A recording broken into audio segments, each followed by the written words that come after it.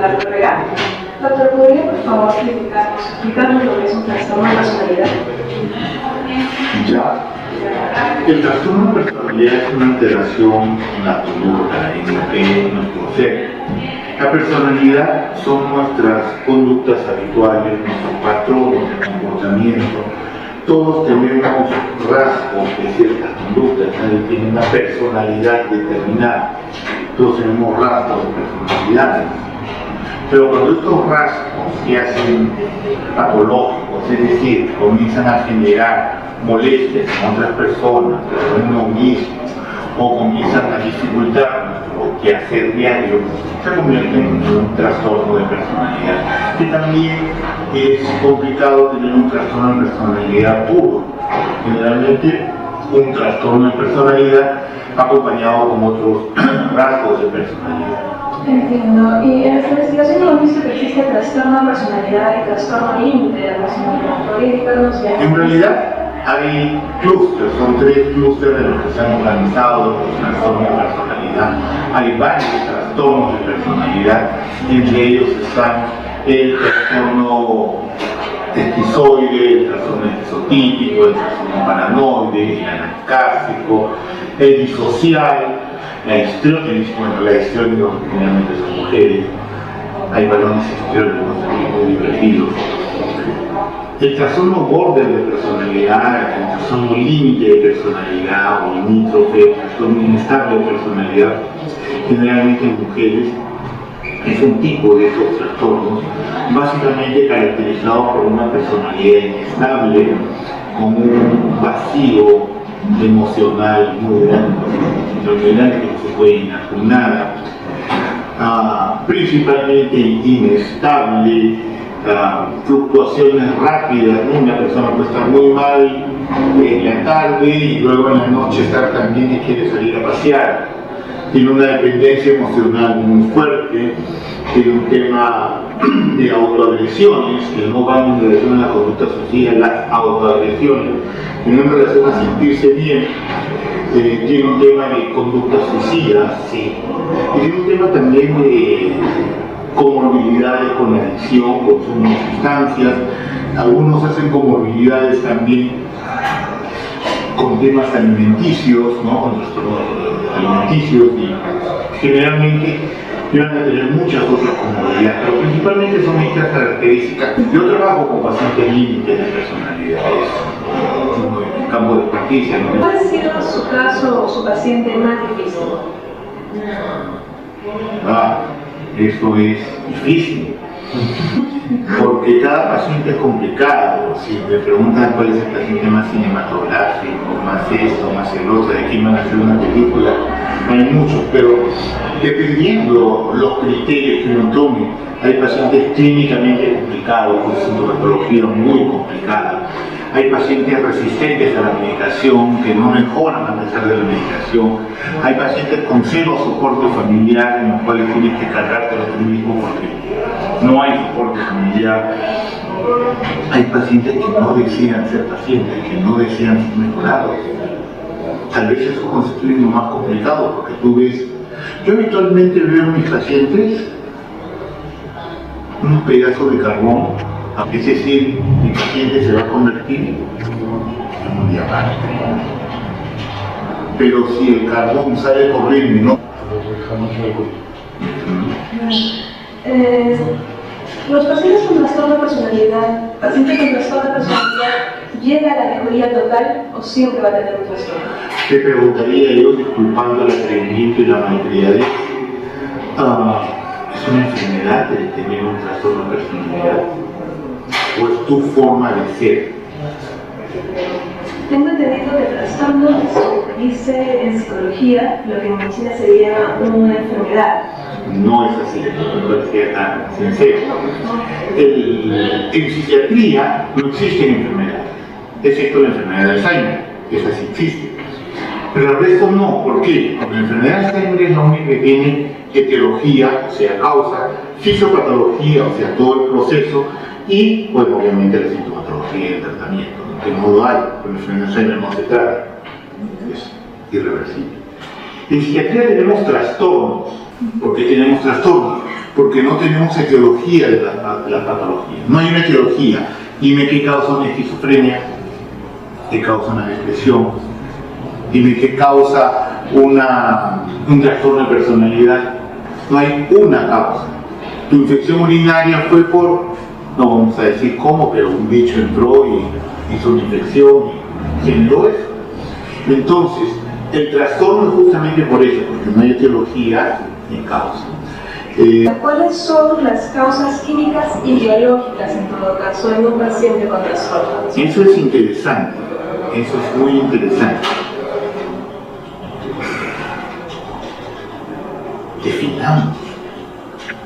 Hay una fisiología, una neurofisiología, ¿han estudiado neurofisiología?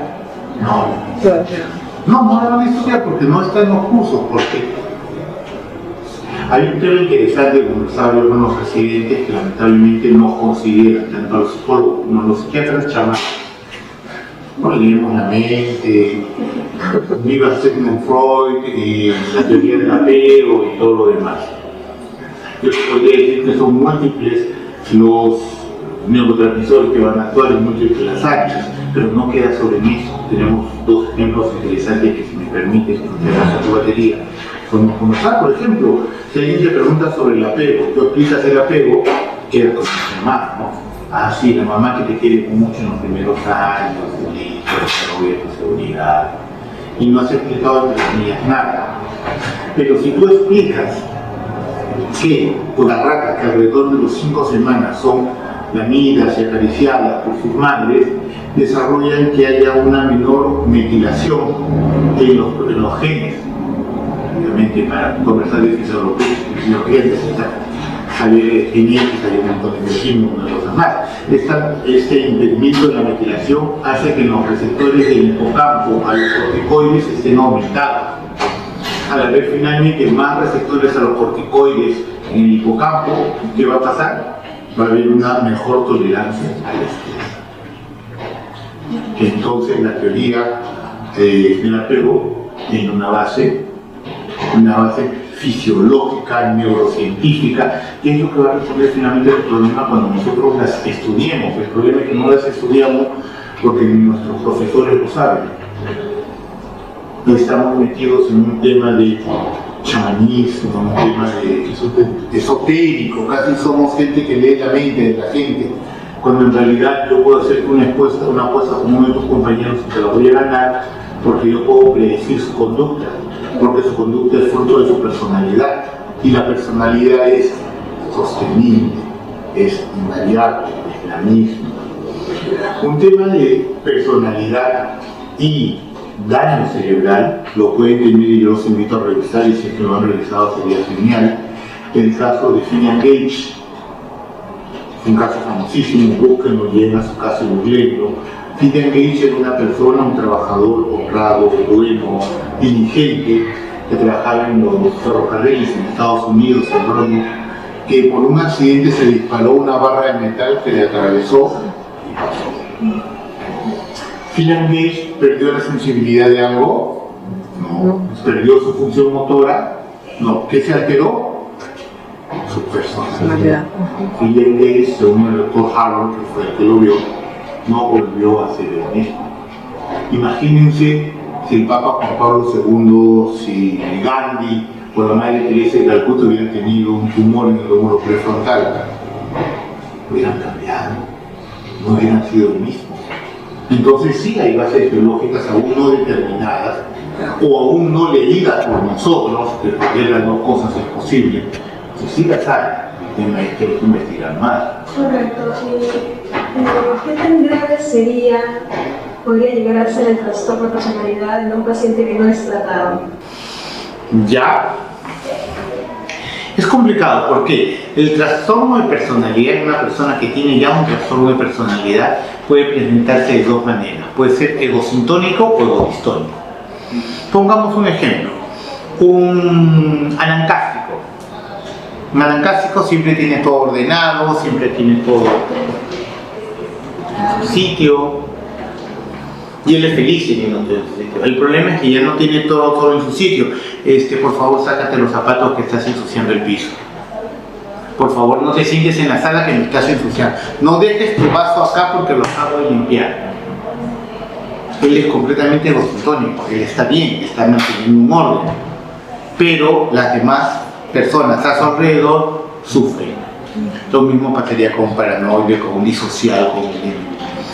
Cuando el trastorno, y ahí se cronifica, obviamente, sigue manteniéndose, generalmente acaba solo, no porque nadie lo soporta, nadie lo tolera. Entonces, en cambio, cuando es egodistónico, es decir, cuando su propia manera de ser ya no le es de agrado, él mismo busca o ella misma busca la ayuda para para desarrollar mejor su persona, ¿no? Entonces sí, bajo ese concepto sí. Ahora, que haya una cronicidad, como por ejemplo en la esquizofrenia, en la depresión, en otro, el tema es distinto porque no estamos hablando de este tipo de trastorno, estamos hablando de una forma de ser, pero sí tiene repercusiones pues en lo que va a ser su familia y en el resto de personas. ¿Y cuáles son los trastornos más comunes que suelen tener? También complicado. ¿Quiénes piden ayuda? ¿Quiénes vienen al hospital? Vienen al hospital ahora porque ya el hospital ha perdido un poco ese estigma de ser un manicomio. Antes el hospital era un manicomio, entonces solo venían los llamados locos. Ahora no, ahora viene al hospital muchas más patologías que antes no venían, entre ellas el trastorno de personalidad. De lo que más vemos acá son los trastornos límites de personalidad. No vienen los disociales, los mandan a los disociales, pero ellos no vienen normalmente. Pero tenemos algunos anorásticos, trastornos dependientes, especialmente las mujeres con dependencia, tienen bastante. Pero de lo que más vemos son trastornos límites de personalidad. El hospital, como se dice, tiene o ha tenido en su momento una reputación de manicomio. Sí. Lo que también se dice es que más que un hospital que tiene pacientes, es una cárcel, ya que hay muchas personas que han sido, que han cometido algún tipo de asesinato y obviamente como por algún tipo de trastorno no van a una cárcel regular y los traen acá. ¿Qué podría decirnos al respecto? Para que un paciente sea declarado inimputable, por ejemplo, ahorita tenemos uno que ha sido, aquí al costado, que ha sido, después lo evaluamos, que ha sido 2 veces ingresado a la cárcel por violación y tiene un diagnóstico de esquizofrenia y por el diagnóstico 2 veces ha salido de la cárcel. Pero si le dicen a él que amenaza a su evaluadora, caramba, si tú sigues amenazando, te vamos a volver a meter de la cárcel y ahí te vamos a violar. Ahí te van a violar, porque en la cárcel violan a los violadores. Es una ley. No, yo no quiero eso. ¿Qué está demostrando cuando dice eso? Que es consciente, que sabe que eso está mal. Exacto. La única forma en la cual, o el único aspecto en el cual no puedes discernir es el que está relacionado directamente al síntoma. Doctora, yo la voy a matar. ¿Por qué? Me pregunta. Porque usted me está mirando mal, me quiere hacer daño. La idea de daño, la definición de daño que yo tengo, por una percepción que me dice que usted me está mirando mal, genera una conducta que es matar. Le he querido matar porque yo quiero matar, tengo la posibilidad de decir que eso está mal. No, porque la delusión, que es un pensamiento irrebatible, me dice que usted me quiere hacer daño. Por lo tanto, para defenderme, tengo que matar. Ese es el único paciente, o sea, ese tipo de paciente sí, ese es inimputable. Y viene a encerrarse, no a encerrarse, no viene a tratamiento. Porque su problema es médico, izquierdo. Su delito no es un tema de voluntad, es un tema que viene como paciente, no viene a cumplir una condena. En teoría, claro que no es lo que dicen los papeles. Y en realidad los pacientes del INPE son los que tienen más libertad de todos. Acá hay muchos otros pacientes más encerrados que ellos, con sus custodios y cosas, pero nuevamente la mayoría son por violación, hay muchos que son por violación. Pero como les estoy diciendo, pues, que vos, van ustedes a ser clínicos, alguna vez yo quisiera, les voy a dejar mi correo para que me mande qué paciente escucha la voz del viola. Hasta ahora yo no he escuchado a ningún paciente que le digan al oído viola, viola. Le dicen mata. Le dicen mata, le dicen escápate, le dicen corre, le dicen calla a un niño. Entonces, esas cosas sí le dicen. Díganos por favor, ¿quiénes son las personas que están más propensas a padecer un trastorno de personalidad? Como te decía, y al ser un trastorno no tiene una etiología determinada. Empezando, la personalidad, ¿cómo se forma tu personalidad? En base a experiencias. Uno, muy bien. Y el otro aspecto, ¿a quién te pareces? ¿A quién te pareces? ¿A tu papá o a tu mamá? No es genérico, no entiendo. No ha querido decirnos a quién se parece. Muy bien. Mira. Es esa combinación entre un tema genético y un tema ambiental. El aprendizaje. Lamentablemente el aprendizaje no siempre es un tema favorable. Por ejemplo, un aprendizaje terrible es el trauma. Los traumas generados en niños pueden generar incluso modificaciones genéticas que conllevan a que, siendo de adultos depresivos, pasen la posibilidad de ser depresivos genéticamente al resto de su familia. Por eso es lo importante, mucha gente se mata por querer venir a trabajar al hospital psiquiátrico. De hecho, yo trabajo acá por lo interesante de los síntomas y que puedo ayudar, pero también es importante el tema preventivo promocional. Es decir, aquellos psicólogos educacionales que tienen que estar atentos a que los niños no estén sufriendo agresiones psicológicas, físicas o sexuales en su familia. Están salvando la salud mental de hacia adelante y a las siguientes generaciones. Los traumas también tienen la probabilidad de poder desarrollar algunos, en especial el tema límite. Está muy en relación con el tema límite. ¿Qué edades son las más frecuentes en donde empieza un trastorno de personalidad? Hemos entendido que la personalidad se forma hasta los 20, ¿cierto? A ver, lamentablemente, igual en psiquiatría, nuestra guía, y para algunos no sé por qué Biblia, realmente deberían leer un poco más, el DSM-5 es lo más bajo que tenemos en algo de valor. ¿Por qué? Para la evidencia, sí, sorpréndete. Y puedes bajarlo de tu altar. Habitualmente yo les digo a los residentes que en primer año tienen que aprenderse el DSM-5 para en segundo año olvidárselo. No vas a encontrar un paciente que esté así como te dice el DSM-5. No lo hay. Porque somos personas diferentes. La evidencia se da cuando tú haces un trabajo o un estudio doble ciego, al azar, igual que en su tesis, que les han dicho, ¿no? Aleatorio, con controles, con placebo, etc. La menor evidencia que existe es la opinión de expertos. Eso es lo que menos evidencia científica tiene. ¿Qué cosa es el DSM-5? Es una gente se reunió y dijo, esto es enfermedad. Entonces estaría de acuerdo en la idea popular que dice que cada cierto tiempo, cada 2 o 5 años, salen nuevos trastornos por una necesidad de la industria farmacéutica, en parte sí. A ver, el DSM-5 dice en muchas corrientes, incluso la antipsiquiatría, que son asalariados de los laboratorios. En parte sí, pero el trastorno mental existe. Que no lo podamos definir por nuestra ignorancia, que no lo podamos definir porque prefieren invertir en ver el medicamento que cura sin saber qué cosa cura, que no lo podamos definir porque muchos psiquiatras, yo puedo darme el lujo de decir que yo no voy a las cenas porque yo no como los pacientes, además hay muchos psiquiatras en las cenas.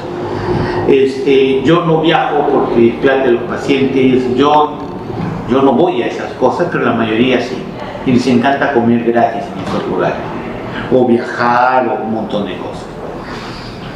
El tema es conocimiento. La esquizofrenia paranoide. ¿Cuántos pacientes has visto con la esquizofrenia paranoide como dice el libro?